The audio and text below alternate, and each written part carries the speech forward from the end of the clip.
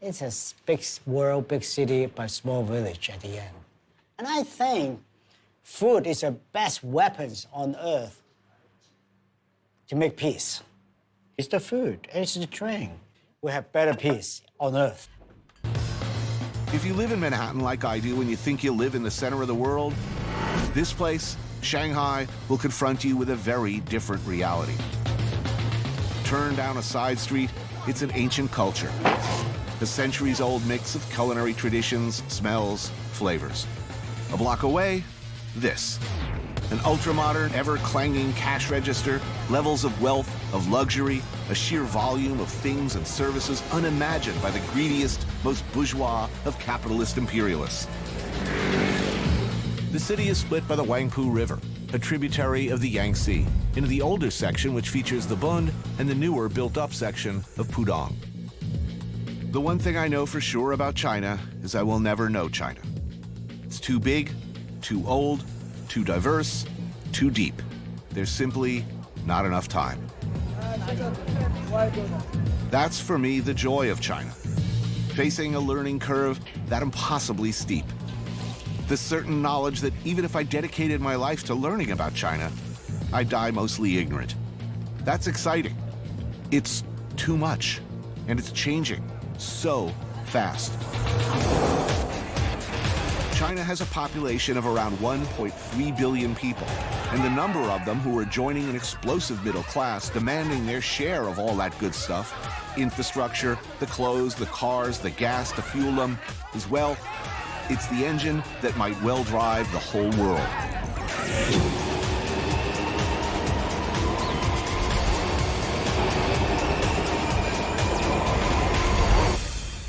You like Shanghainese food? Very much, yes. Okay. What do you want? Please Xiaolongbao. order, of course, yes, some good soup dumplings. 这里还有知名的是什么？是这个 Professor Zhao Lin is an economist and the current dean of the College of Economics and Management at Shanghai Jiaodong University. Like so many people you meet here, he's Chinese but was educated in American universities and has taught at Yale, Duke, and Arizona State. Xiaolongbao, literally small steaming basket buns. But I translate them in my head to pillows of happiness that will scald your tongue and throat if you don't know what you're doing. Look, there are a lot of reasons to come to China, and to Shanghai in particular. But these babies, done right, these things alone are worth the trip. Ground pork and shrimp, folded exactly and always 20 times inside freshly made, individually rolled out dough. As they're steamed, the delicious, delicious fat renders into a soup of the gods, which then, if you're not careful, causes unforgettable maxillofacial damage, as it changes your life forever. Oh, so good. In the China of the future, places like this, Fushan Jiaolong, will be even more packed. By Chinese, by expats, by visitors looking for the deeply satisfying rush of screamingly hot goodness. The chewy, deeply savory, fragrant, perfectly shaped and folded, ballistically designed delivery vehicles for pure pleasure. And the allure of Shanghai-style pork chop, jiaozhu pei, served with la jiangyo, the local take on Worcestershire sauce. It's irresistible.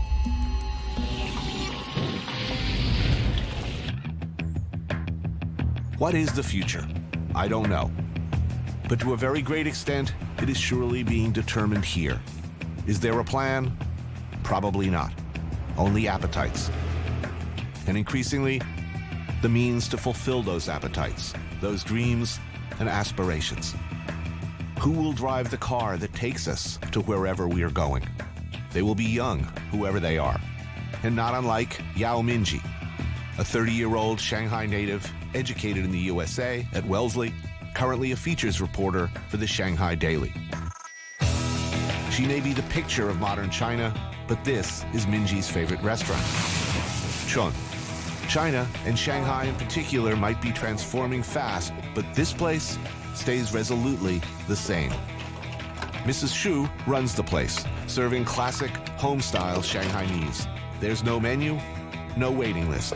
Oh. And you only get a seat if she likes you. Oh, I ordered too much. Sorry. Oh, it's I was trying fantastic. to get all my favorite dishes. No, very happy. We're joined by Minji's friends, Lu Jing, an artist, and Matthew Lei, a restaurateur. This looks fantastic. How do you eat these? Whole? I eat them whole because I really like this. Ooh. That works. Good, yeah. Oh, they're good. I think they cook it in a few seconds. That's the secret. Xiaolongbao sha are tiny little shrimp, deep fried first, and then quickly tossed in the wok with garlic, ginger, salt, and soy. What is classic Shanghainese food? What's distinctive about it? Well, this, for instance, it's often black or dark and heavily inflected with oil, soy, and sugar. Shanghai is, and has been for some time, a city of immigrants, and the food reflects that genealogy. A combination of people from neighboring Zhejiang province, known for their liberal use of sugar, soy, and vinegar, and from Jiangsu province, known for fresh ingredients and attention to preserving the aliveness of its dishes. It's the best of both worlds. Great sauces, great ingredients. There's Hung Shao Rou, braised pork belly in a deep red glaze of dark and light soy sauce, cinnamon, sugar, and anise. Hung Shao Chong Yu, a small fish poached first in rice wine, salt, and light soy, then fried in ginger, garlic, oil, more soy, and sugar until the liquids reduce into a gorgeous, sticky sauce. Zhongya, duck that's been marinated, blanched, then reheated, smothered in a sauce made from the reduced drippings left in the wok with dark soy, salt, and sugar. And this to round things out, yandu xin, a clay pot soup of bean curd-based stock with salted pork belly, tofu ribbons, and bamboo shoots. Oh, good flavor. Meet Tim Say, resident of Communist China, a man of impeccable taste, one of more than 150,000 Shanghainese millionaires, accustomed to the good life. We take the seawater out, replace with champagne. We have it all at once. Hopefully you like it. He likes nice things, and he makes Donald Trump's garish ticky-tacky empire look like the back of Paulie D's van. Where are these from? They're great. France. They're fantastic. Wow, they're in good shape. Good Yes, choice, yes. too. Well, we keep them happy. Every single one is flying from jet with little seatbelt, so they're nice and happy and safe. Apparently. Tim is an investor into real estate, telecoms, and the newly expanding service industries of the new China. He's also the president of Roosevelt China Investments, a very old company with a long history doing business here, created by the Roosevelt family. Maybe you've heard of them. This is his clubhouse. Really, the House of Roosevelt on the Bund, right in the middle of it all. Wine is big here now. The French chateaus, more and more, they look to China as the indicators of price, as the market maker. Tim alone has stocked around 4,000 labels here. China in general bought 2 billion bottles of red wine last year alone. Think about that for a minute. They are now the leading market for red wine in the world. So you eat like this all the time? Nice wine cellar? Twice a night. Today we're surrounded by Southern French wine and Northern Italian wines. And if you like it, you can eat in different districts of wine country every night. It just seems that the realm of the possible here is very big. Absolutely, it's a big stage. I mean, in New York City or in other places in the world, you can see that you might build a massive project, but that's probably the only one in the whole city. But in Shanghai, there's 10 massive projects going on, and there's 10 more coming up in the next couple of years. You know, It's a big world, big city, but small village at the end. And I think food is the best weapons on earth to make peace. It's the food, and it's the drink. We have better peace on earth. And you're probably the United Nations ambassador. In time. Here's the thing. Even with the modern China rising out of the ground all around you, even with all the things, the same things you see for sale everywhere where people have money these days, even with all that, there's still this China. Shoning Road, just south of People's Square. It's still happening. The good, old stuff. the China you first fell in love with. Walk down the street and look in any direction, and there's something to eat. I may not know what it is immediately, but chances are it's good. We talk about foodies, and what the hell does that mean?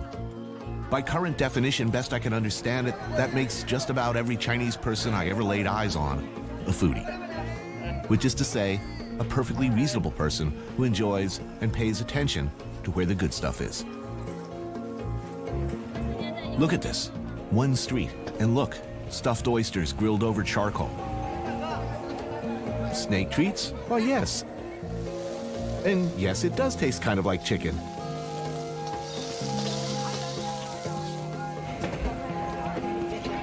There used to be a lot of streets like this, full of Dai Pai Dong, where you could look, shop around, and eat all out in the open. A happy, riotous, delicious torrent of food.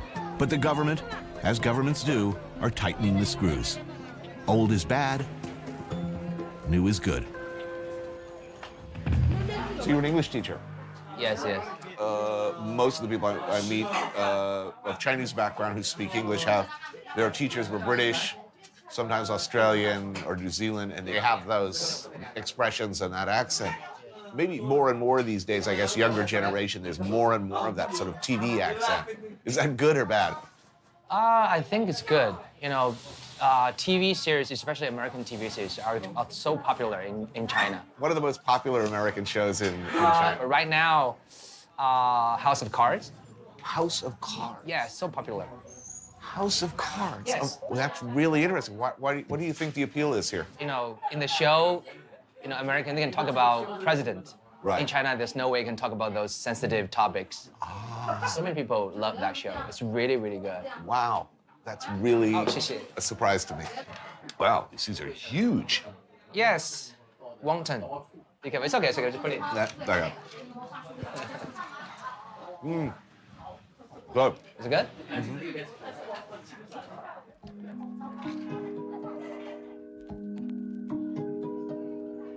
Minced pork, bok choy, some ginger moistened with rice wine, soy. It all gets mixed up nicely and folded into the dough. Boiled till just right, then sauced with a powerful mix of soy sauce, vinegar, chili sauce, sesame oil, and peanut butter. So you got a kind of sweet, savory, acidy, salty, spicy, umami thing going on with every bite. You want this. Believe me, you want this bad. In fact, you need it. Yes. It looks to me, China in general, Shanghai in particular, is changing very, very fast. Very, very fast. Every time I come, it's different. And in your recent memory, I mean, in the last 10 years, what's the most noticeable change to you? Food like this is becoming more and more difficult to find. But this is handmade, and I think it's real food. It's not very expensive and it tastes great, but a lot of food are, you know, processed food right now.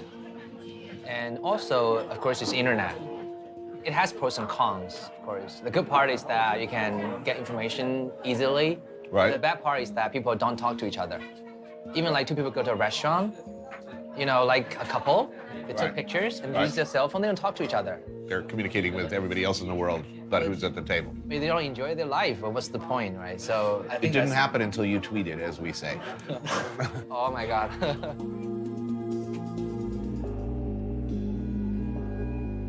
What's clear very quickly here is the way China claims things are, the way things are supposed to be as far as permissible social media and access to information, and the way they actually are, two different things. Maybe the number one thing that the seriously food-crazed traveler coming back from Shanghai will tell you to eat, other than the soup dumplings, of course, Ziran Paigu, or simply cumin ribs.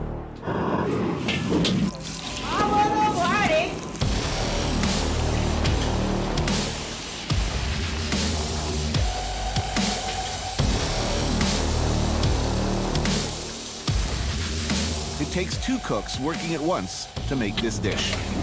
One deep fries the ribs in hot oil until just right. Another toasts the ginger, cumin, and other spices in a wok. And then, in go the ribs. And if you're a devotee of what's called wok hei, you sit as close to the kitchen as possible to capture that elusive, fast-dissipating breath flavor of the wok itself. Toss them around, coating those bones with all that good stuff, then serve. And because we like it to burn, Thomas orders some laza jiding, a spicy chicken dish. Hei means energy, life force, or breath. And that's what you're looking for, the vestigial flavor, the essence of a very old, carefully seasoned cooking vessel.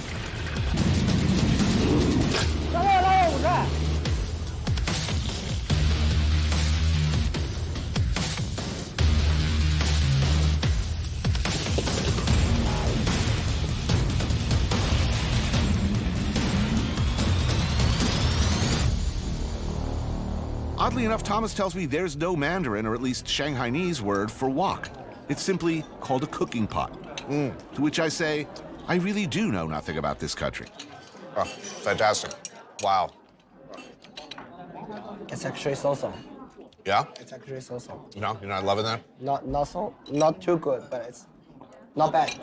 To me, and I've eaten a lot of food, look, this is spicy, fresh, bright, vibrant. After this, I will take you guys to I will take you somewhere better. So are you a foodie? Yeah, I eat a lot. Were you born here? You're from Shanghai? Yeah, I was born and raised in Shanghai. At least in modern times, it's hard to imagine that any place has changed as profoundly and is changing as quickly as it is changing here. We really feel proud. Really feel proud. Our qualities of life is improving really, really fast. In a poll, 85% of Chinese who were asked the question, do you feel that your life will be better next year? 85% said, yes, it will be better next year. This is an extraordinary number. I don't know a lot of other countries that would say that. Yeah. Well, that looks great. Oh, the famous And the chicken. so good. Not bad. You know, I'm finding this food really, really delicious. And you're saying it's just, it's okay. It's really so-so. so-so. Oh, wow.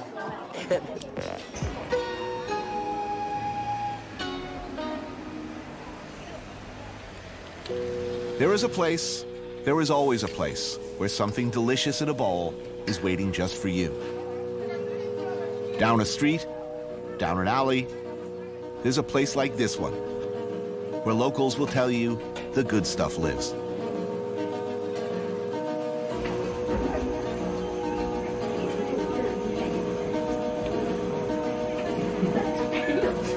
They call this stuff long-leg noodles because they say the woman who runs it is tall.